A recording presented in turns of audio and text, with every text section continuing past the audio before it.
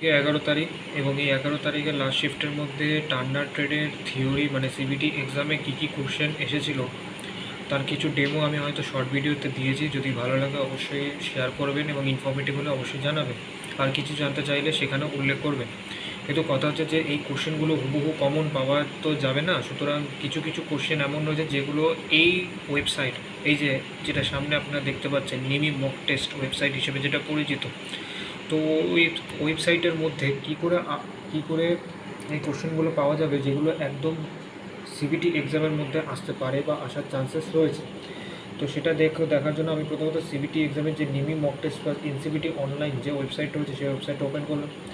Open করার পর তারপর আমি নিচে গিয়ে স্ক্রল করে দেখছি যে নিমি মক টেস্ট রয়েছে, নিমি মক টেস্ট ওপেন করলাম। ওপেন করার পর এখানে আমরা টার্নার ট্রেড সিলেক্ট করছি। এখানে দেখতেই হচ্ছে টার্নার ট্রেড রয়েছে।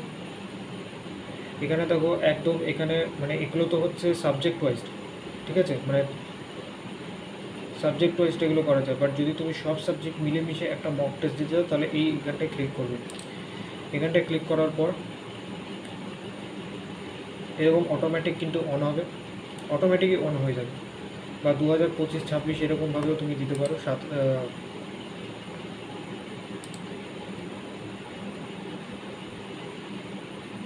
এই যে যখন তুমি প্রসেড ক্লিক করবে তখন এই স্টার্ট টেস্ট যখন শুরু হবে দেখো এই কোশ্চেনগুলো কিন্তু রয়েছে। এই কোশ্চেনগুলো কিন্তু আমি হুবহু একদম কমন পেয়েছি বা কিছু কিছু কমনও পাইনি। একদম দেখো এখানে 38টা ট্রেড থিওরির কোশ্চেন রয়েছে।